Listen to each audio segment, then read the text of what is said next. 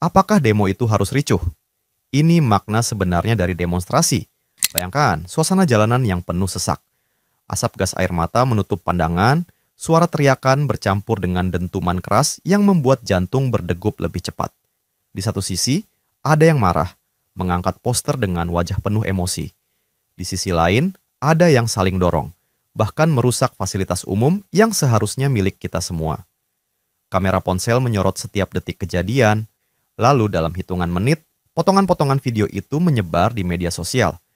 Timeline kita penuh dengan kericuhan. Orang-orang saling tuduh, saling menyalahkan, ada yang marah, ada yang takut, ada yang ikut menuduh siapa dalang di balik semua ini. Sampai akhirnya, kita semua juga ikut tenggelam dalam perdebatan. Suasananya benar-benar chaos, sampai-sampai sulit membedakan mana yang benar-benar suara rakyat dan mana yang sekadar provokasi. Tapi di tengah semua kekacauan itu, muncul satu pertanyaan besar yang sering terlupakan, yaitu apakah demo memang harus ricuh seperti ini? Atau jangan-jangan selama ini kita semua salah paham dengan arti demo yang sesungguhnya? So, mari kita bedah semuanya satu persatu. Let's go! Kalau kita tarik mundur sebentar, kata demo sebenarnya bukan sekadar istilah yang identik dengan ribut-ribut di jalanan. Demo adalah singkatan dari demonstrasi. Kata ini berasal dari bahasa Latin demonstrare, yang artinya sederhana, tapi sangat dalam, yaitu menunjukkan, memperlihatkan. Artinya, demo pada hakikatnya adalah cara rakyat untuk menunjukkan aspirasi, menyampaikan suara, dan memperlihatkan apa yang mereka rasa penting kepada pemerintah atau pihak berwenang. Demo bukan sekadar kumpul rame-ramai, bukan pula ajang untuk saling melampiaskan emosi. Tapi lebih dari itu, demo adalah sebuah simbol dari demokrasi itu sendiri. Kenapa? Karena demokrasi tidak hanya tentang memilih pemimpin 5 tahun sekali. Demokrasi juga butuh ruang, di mana rakyat bisa berbicara, bisa mengingatkan, bahkan bisa mengkritisi kebijakan yang dianggap tidak adil. Nah, di titik inilah demo muncul sebagai salah satu alatnya. Namun sayangnya, seringkali makna ini hilang di tengah jalan. Banyak orang melihat demo hanya sebagai kerumunan, teriak-teriak, atau bahkan ricuh. Padahal, esensinya bukan di situ. Demo sejatinya adalah cara rakyat menyuarakan kegelisahan bersama, tapi dengan tujuan yang jelas, dengan arah yang terukur, dan dengan sikap yang tetap menjunjung martabat. Jadi, kalau kita pahami lebih dalam, demo bukan tentang siapa yang paling keras berteriak, tapi siapa yang paling jernih menyampaikan pesan. Demo itu sebenarnya mirip kayak panggung rakyat. Bayangkan ada sebuah teater besar. Pemerintah duduk sebagai penonton utama, rakyat menjadi para aktor. Di atas panggung itu, rakyat menunjukkan isi hati mereka, apa yang mereka rasakan, apa yang mereka perjuangkan, dan apa yang mereka ingin diperbaiki. Panggung itu tidak dibuat untuk baku hantam atau saling menjatuhkan, melainkan untuk menunjukkan sesuatu yang harus dilihat, harus didengar. Itulah kenapa akar kata demo sendiri berarti menunjukkan. Tapi, seringkali panggung ini justru berubah menjadi arena gladiator. Bukan lagi soal pesan, tapi tentang siapa yang bisa teriak lebih keras, siapa yang bisa bikin suasana lebih panas, atau bahkan siapa yang bisa bikin headline media lebih heboh. Akhirnya, pesan utama jadi hilang di tengah kericuhan. Padahal, kalau kita kembali ke makna aslinya, demo bukan pelampiasan emosi. Demo adalah alat demokrasi. Alat untuk menyampaikan aspirasi dengan jelas, bukan sekadar menumpahkan amarah. Karena, kalau hanya amarah yang ditunjukkan, pesan tidak akan sampai. Yang tersisa hanya stigma buruk bahwa demo sama dengan ricuh. Jadi sebenarnya, demo adalah salah satu wujud kedewasaan berdemokrasi. Ia bukan soal merusak, bukan soal membakar, tapi soal menyampaikan. Dan bedanya sangat tipis antara menyuarakan dengan penuh martabat atau sekadar melampiaskan tanpa arah. Nah, sekarang kalau lihat dari sisi hukum, sebenarnya demo bukanlah sesuatu yang liar atau tanpa aturan. Di Indonesia, hak untuk berdemonstrasi sudah diakui secara resmi. Dalam Undang-Undang Nomor 9 Tahun 1998 tentang kemerdekaan menyampaikan pendapat di muka umum. Artinya, demo itu bukan tindakan kriminal. Demo adalah hak. Hak setiap rakyat untuk berbicara, bahkan ketika suara mereka tidak enak didengar oleh penguasa. Disinilah letak pentingnya, yaitu demo punya 3 fungsi utama. Pertama, menyuarakan keresahan rakyat, karena tidak semua orang punya akses langsung ke ruang-ruang kekuasaan. Kedua, menjadi pengingat bagi penguasa, bahwa keputusan dan kebijakan yang mereka buat menyangkut nasib banyak orang, dan kalau ada yang salah, rakyat berhak mengingatkan. Ketiga, menjadi wadah kontrol sosial, semacam mekanisme alami agar kekuasaan tidak berjalan semaunya sendiri. Jadi, demo itu juga bisa diibaratkan seperti alarm rumah. Alarm itu bukan dipasang untuk bikin orang panik atau bikin semua penghuni ribut, tapi sebagai tanda ada sesuatu yang tidak beres, ada yang harus diperhatikan. Bayangkan kalau alarm berbunyi, tapi kita malah marah pada suara alarmnya. Padahal suara bising itu hanyalah peringatan, bukan masalah utama. Masalahnya ada di pintu yang terbuka atau jendela yang dijebol. Begitu pula dengan demo. Suara ribut yang muncul bukan tujuan akhir. Tujuan utamanya adalah memberi tanda seperti, "Hei, ada masalah di sini, jangan abaikan." Kalau alarmnya diabaikan, bisa-bisa rumah benar-benar kebobolan.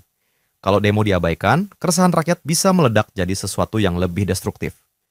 Jadi, hakikat demo bukanlah kericuhan, tapi sebuah mekanisme demokrasi.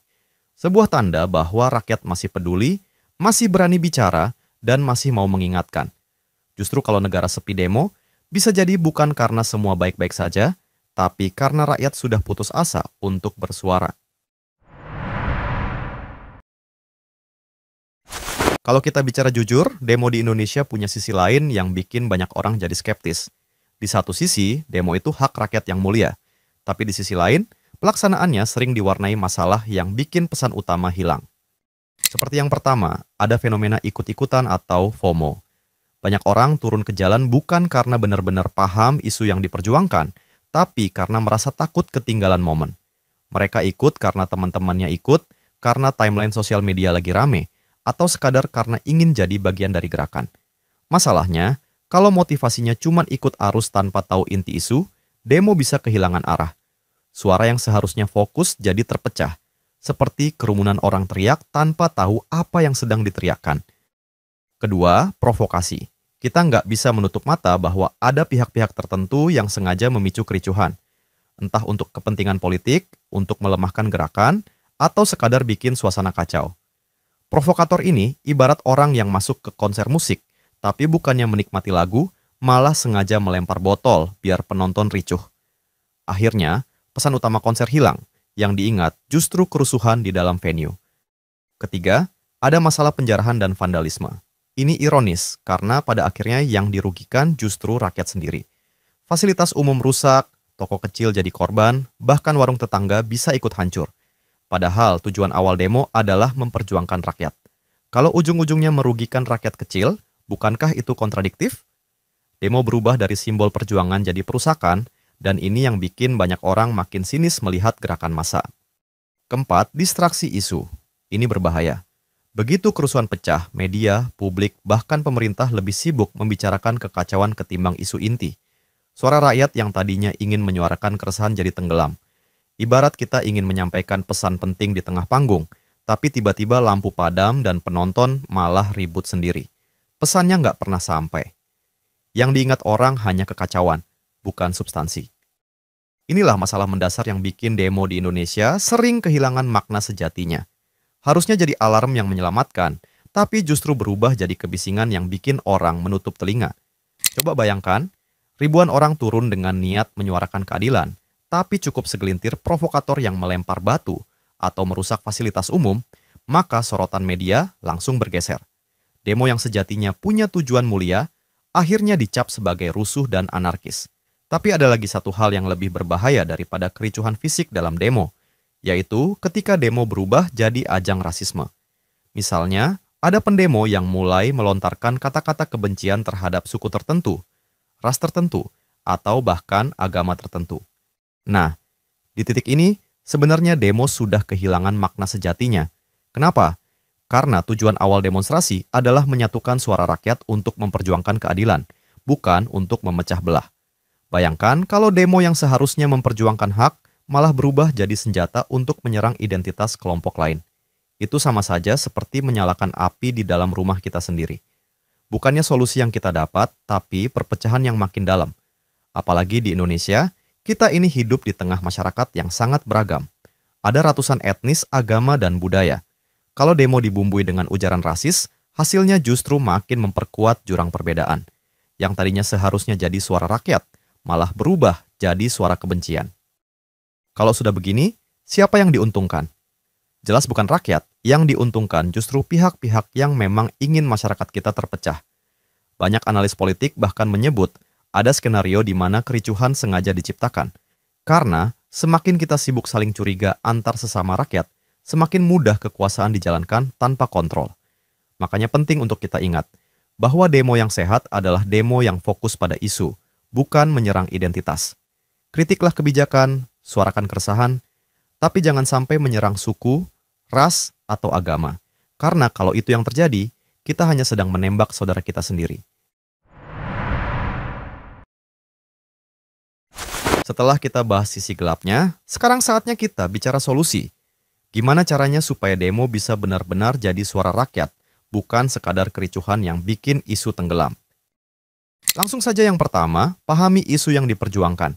Jangan hanya asal ikut karena teman-teman turun ke jalan atau karena sosial media lagi rame. Kalian perlu tahu, apa sebenarnya yang diprotes, kenapa itu penting, dan apa tujuan akhirnya. Kalau kalian demo tanpa paham isu, ibarat ikut main bola tapi nggak tahu siapa lawannya dan di mana gawangnya. Hasilnya ya chaos. Demo yang bijak dimulai dari pengetahuan, karena semakin paham kalian terhadap isu, semakin kuat juga suara yang kalian bawa. Kedua, tujuan jelas, bukan sekadar emosi. Banyak demo gagal menyampaikan pesan karena tuntutannya kabur. Kalau cuma teriak turunkan ini, turunkan itu tanpa ada solusi konkret, pemerintah atau pihak terkait bisa dengan mudah mengabaikan.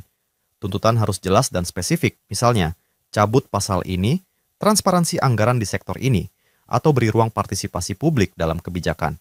Kalau tuntutan jelas, demo jadi punya arah, dan publik lebih mudah mendukung. Ketiga, disiplin dan damai. Jangan remehkan ini. Faktanya, demo damai lebih sering didengar ketimbang demo ricuh. Kerusuhan mungkin bikin headline besar, tapi pesan isinya hilang. Sebaliknya, kalau ribuan orang turun dengan damai, teratur, bahkan kreatif dalam menyampaikan pesan, itu justru lebih sulit diabaikan. Bayangkan lautan manusia duduk hening di jalanan sambil mengangkat satu kalimat tuntutan. Itu punya kekuatan moral yang jauh lebih besar daripada batu dan api. Keempat, solidaritas, bukan anarki. Ingat, demo itu untuk membela rakyat, bukan menyakiti rakyat. Merusak fasilitas umum, menjarah toko, atau membakar warung tetangga bukanlah bagian dari perjuangan. Itu kriminalitas. Justru solidaritaslah yang harus ditonjolkan. Saling menjaga, saling melindungi, bahkan saling bantu kalau ada yang kelelahan atau kekurangan logistik. Demo yang menebar solidaritas akan dikenang sebagai gerakan yang bermartabat, bukan kerusuhan yang memalukan. Kelima, tidak mudah terprovokasi. Provokator selalu ada, dan mereka pintar memancing emosi. Kalau kalian terjebak, tujuan demo bisa hancur seketika. Karena itu penting banget membedakan mana aspirasi murni rakyat dan mana skenario yang sengaja diatur pihak lain. Demo yang bijak adalah demo yang mampu menahan diri. Ingat, terkadang kekuatan terbesar bukan di teriakan paling keras, tapi di keteguhan untuk tidak terbakar emosi. Terakhir, gunakan media sosial dengan cerdas. Jangan asal share video kerusuhan, karena seringkali itu justru hoax atau framing yang memperkeruh keadaan. Cek dulu kebenarannya. Media sosial bisa jadi alat yang memperkuat aspirasi kalau digunakan dengan benar. Misalnya menyebarkan poin tuntutan, data, atau kronologi yang akurat. Tapi kalau asal share, media sosial justru jadi senjata yang melawan balik, bikin isu makin keruh dan publik makin bingung. Intinya, demo yang bijak dan bermakna adalah demo yang sadar akan tujuan. Disiplin dalam cara, kuat dalam pesan, dan cerdas dalam penyampaian.